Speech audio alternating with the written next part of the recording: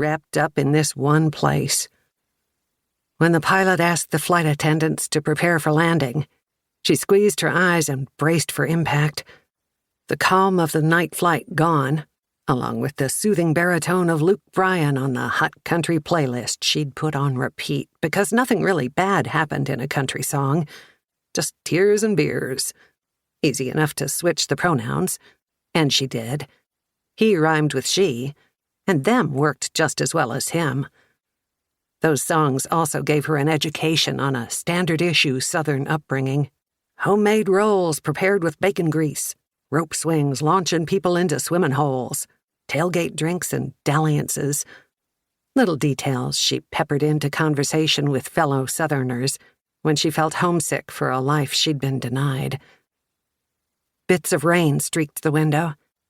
She wound her headphone wires and tucked them into their carrying case. She'd need to be fully present and on guard, given who awaited her. As she neared the exit, heat crept inside and nipped at her bare ankles. One step back onto Arkansas soil, and she'd be back in this life. She descended the wobbly plane stairs onto the tarmac.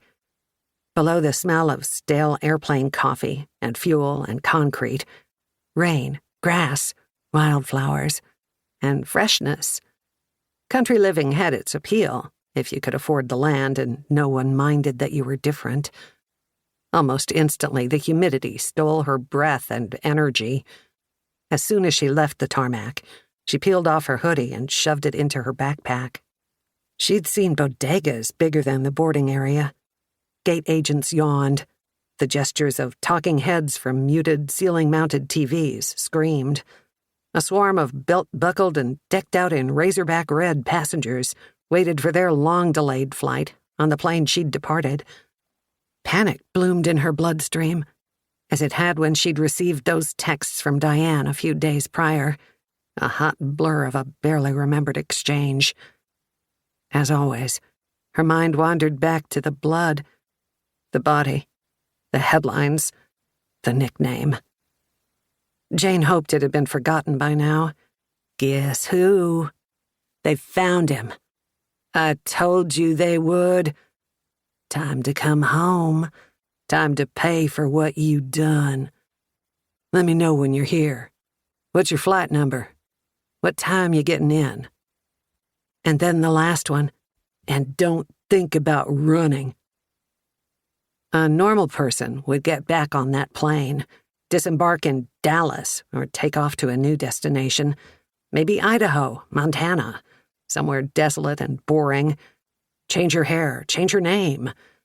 Even if she had it in her to run away once more, the math would show it wasn't an option.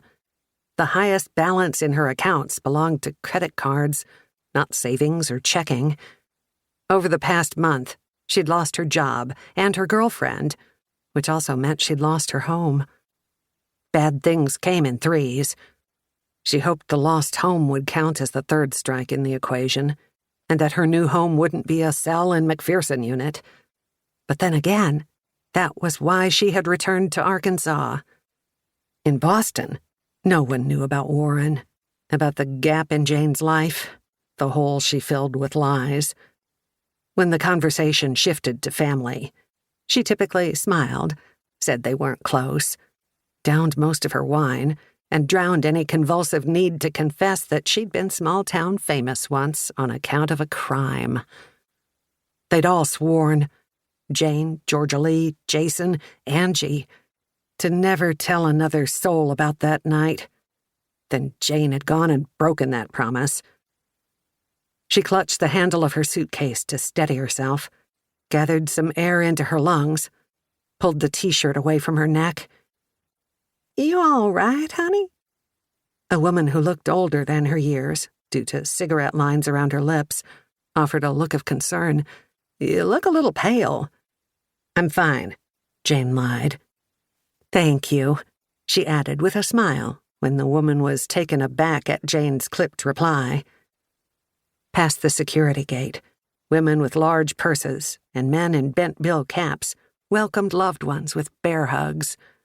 Snatches of that comforting yet assaulting accent met her ears, like the letters.